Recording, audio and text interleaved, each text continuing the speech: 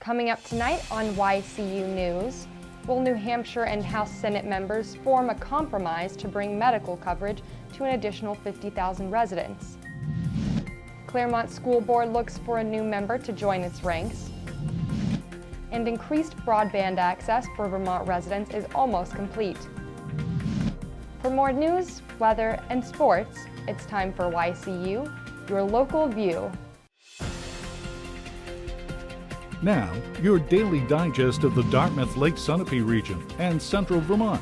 News, sports, weather, public affairs, and all that's happening in our area. The news on YCU, your local view.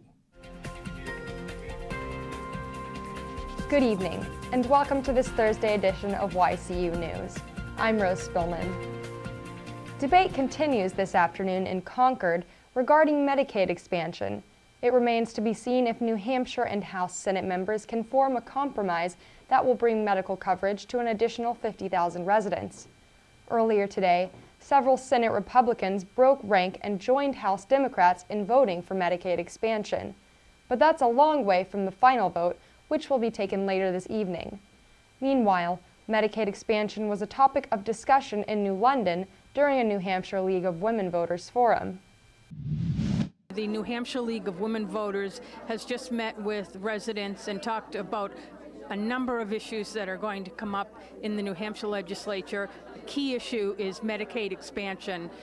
All of the reps here tonight, the 5 House reps, have said that they would support Medicaid expansion. Now, the audience members also are in favor of that, but they want to know what the Senate is going to do. Senator Bob Odell represents this area, and it sounds from the reaction in the crowd that people here are not convinced that Odell will vote yes for Medicaid expansion.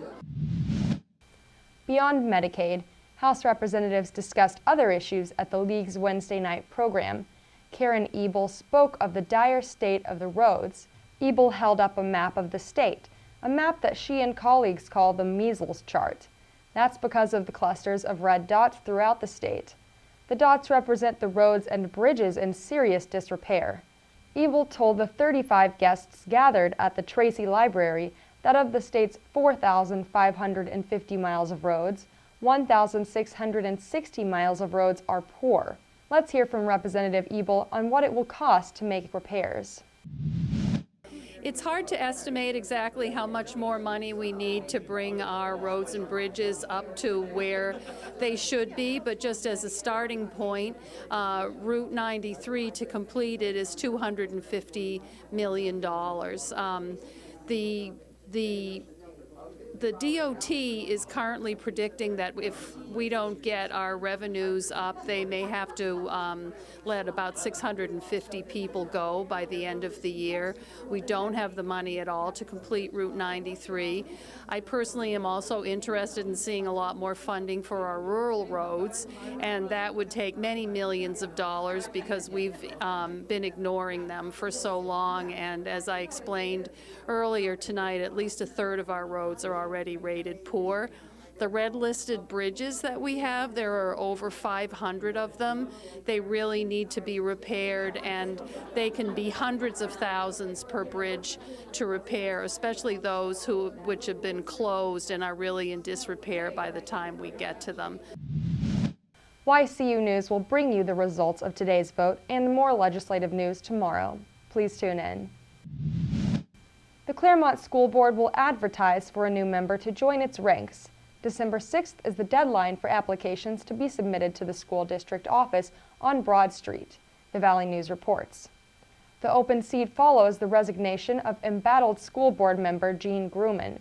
Grumman submitted a letter of resignation from the board last week. Public criticism of offensive remarks he allegedly made to girls he coached on a soccer team prompted his stepping down from the elected post. Bringing broadband access to more Vermont residents is nearly completed. Vermont Governor Peter Shumlin set a goal of statewide coverage early in his administrative career. Vermont Public Radio reports that Shumlin's goal to have universal broadband access by the end of this year may not be met. However, over 99% of Vermont locations have internet access, so the goal is nearly complete. 3,000 more locations, namely homes and businesses, still need a broadband connection. Broadband provides faster internet service than a telephone dial-up or DSL line. Shumlin says more work is needed, yet the state has come a long way in meeting his goal. Now Matt McDonald will have a look at our weather for the next 5 days, and he'll take a look at local high school sports. Thanks, Rose. Tomorrow, make sure to dress for rain or snow because there will be a mixture of flurries and showers with temperatures up to 45 degrees and lows in the 20s. Saturday will drop down to highs in the mid-30s with a low of 18 degrees. Sunday, get out your winter coats because the high for the day will be 24 with lows around 11 degrees. Monday will be slightly warmer with highs in the low 30s and lows in the 20s. Tuesday, we're expecting more snow with a high of 37 and lows in the mid-20s. If you're in the Newport area this Saturday, head over to the corner of North Main Street and Belknap Avenue from 3 to 4 p.m. for the park dedication to Sarah Josepha Hale, who helped Thanksgiving become a national holiday. Now let's take a look at local high school sports. This Saturday, the number 2 ranked Stevens Cardinals traveled down I-89 to take on the Bow Falcons for the NHIAA Division III High School Football Championship. The Cardinals have had an impressive run after starting this season with 2 losses and 1 win, with the last loss on September 21st being to the number 1 ranked Falcons 28-14. Against common opponents, they have both bested Somersworth by 6 points, with Bow beating Campbell and Stevens' other loss to those Cougars by only 1 point. The real story for Stevens is in the last weeks of the season and through the playoffs. The Cardinals have only given up 25 points in the last 5 games they have played, with a shutout last week of the number 3 Epping Newmarket Devils. They will need that defense against the Falcons, whose lowest regular season output since their first week loss was 28-14 against the Cardinals back on the first day of fall. The season is now only a month away from winter, and as the weather is much different now, hopefully to the Cardinals, so will the outcome of their second matchup of the season with the Falcons. If you would like to see some top-notch high school football, join the Stevens faithful at Bow High School this Saturday at 1 p.m. Come out and support the local team. I'm Rose Spillman for YCU, your local view. Good night.